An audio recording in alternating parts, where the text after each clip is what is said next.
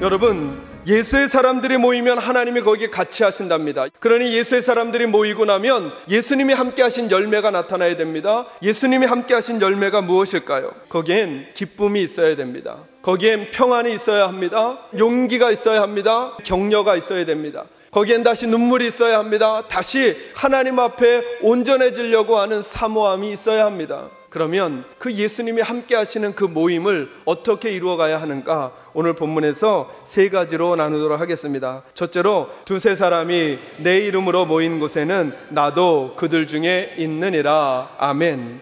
여러분, 먼저 모임의 크기에 집중하시기 바랍니다. 몇 사람이라고 말씀하세요? 두세 사람 이렇게 말씀하십니다. 혼자 믿음 생활 할 수 있습니다. 예배만 드리고 돌아가 내 일상으로 돌아갈 수 있습니다. 그러나 꼭 기억하셔야 합니다. 그 삶 가지고는 하나님께서 우리에게 약속해 놓으신 하나님의 가족들이 누릴 수 있는 행복과 풍성함은 절대 경험할 수 없습니다. 혼자서 하나님만 바라보고 믿음 생활 한다라고 하는 것, 좋은 태도이기는 하지만 거기에 있는 함정 한 가지, 하나님의 가족들이 누릴 수 있는 평안함과 기쁨과 즐거움 손해보셔야 하는 것입니다. 그래서 하나님께서는 믿음의 영역이 개인적인 영역과 공동체의 영역이 있다고 말씀해 주시는 것이죠. 그래서 아무리 교회 공동체에 속해 있다고 할지라도 주님과의 개인적인 관계가 없으면 하나님의 백성 될 수 없으며 하나님 나라 갈 수 없는 것과 마찬가지로, 내가 아무리 하나님과 개인적인 관계가 형성되어 있다고 할지라도 교회 공동체 속에 소속되어 있지 아니하면 행복함을 맛보기가 쉽지 않다라고 하는 것이죠. 그런 모임을 만들기 위하여 두 번째로 기억할 것이 뭐냐 하면 예수님의 이름으로 모여야 한다는 것입니다. 이 예수님의 이름으로 모인다는 게 뭘까? 이것이 오늘 저와 여러분이 깊이 생각할 내용이거든요. 세 가지로 정의해 드립니다. 간단하게, 첫째로는 예수님 때문에 모여야 합니다. 예수님 때문에. 예수님의 이름으로 모인다는 것이 무슨 말일까? 그것은 두 번째로 예수님이 원하시는 방법을 가지고 모여야 한다는 것입니다. 히브리서 10장 24절에 하나님의 사람들은 서로 돌아보아 사랑과 선행을 격려해야 한다, 이렇게 말했습니다. 하나님의 이름, 예수님의 이름으로 모인 모임들은 그 안에 서로 돌봄이 있어야 한다는 것입니다. 여러분의 구역 안에서, 여러분의 전도회와 기관과 소그룹 안에서 비교하고 경쟁하는 것이 아니라 서로 돌아봐주고 격려하고 세워주고, 그런 일들이 많아질 수 있기를 간절히 소망합니다. 세 번째로, 예수님의 이름으로 모인다라고 하는 것은 예수님이 원하시는 목적을 위하여 모여야 합니다. 여러분, 예수님이 원하시는 목적이 뭘까요? 예수님이 이 땅에 오신 목적, 한마디로 하면 살리는 것입니다. 그래서 예수님을 만났을 때 일어난 일들이 다 살아나는 일입니다. 육체가 살아납니다. 마음이 살아납니다. 영적으로 회복이 되고 살아납니다. 그러니 우리 교회 공동체의 모임, 전체 공동체도 그렇고 소그룹으로 모이는 모임도 그렇고, 이 사람의 영혼과 마음과 몸을 살리는 일에 마음을 써야 한다라고 하는 것입니다. 마지막 큰 세 번째로, 모이기를 힘써야 합니다.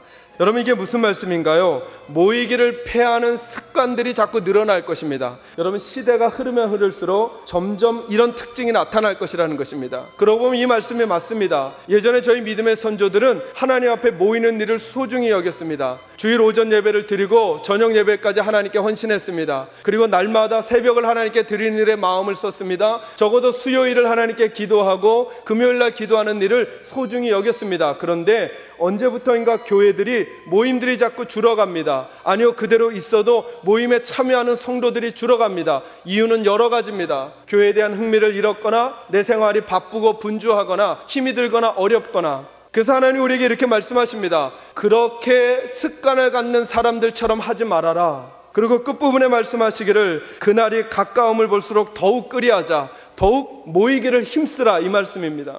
여러분, 힘쓴다는 말이 무슨 말일까요? 자동적으로 되는 게 아니라는 것입니다. 결단하고 각오해야 한다는 것입니다. 내 바쁜 시간을 잘라서 드려야 한다라고 하는 것입니다. 전체 대그룹의 모임에, 소그룹의 모임에 내가 의도하고 결정해야만 참여할 수 있지, 자연적으로 가게 되는 일은 많지 않다라고 하는 것입니다. 말씀 정리하겠습니다. 힘써야 한다는 것, 어렵다라고 하는 것을 전제로 하는 것입니다. 저와 여러분의 결단이 필요하다라고 하는 것이죠. 공동체 그룹에 속하는 것, 그리고 작은 소그룹에 속하여 하나님의 가족들과 어떻게 하면 행복한 하나님의 가족을 만들어갈까 애쓰는 것, 쉽지 않은 일이라고 하는 것입니다. 그러나 하나님이 저와 여러분을 가족으로 부르셨습니다. 우리와 좀 달라도 가족으로 불러주셨습니다.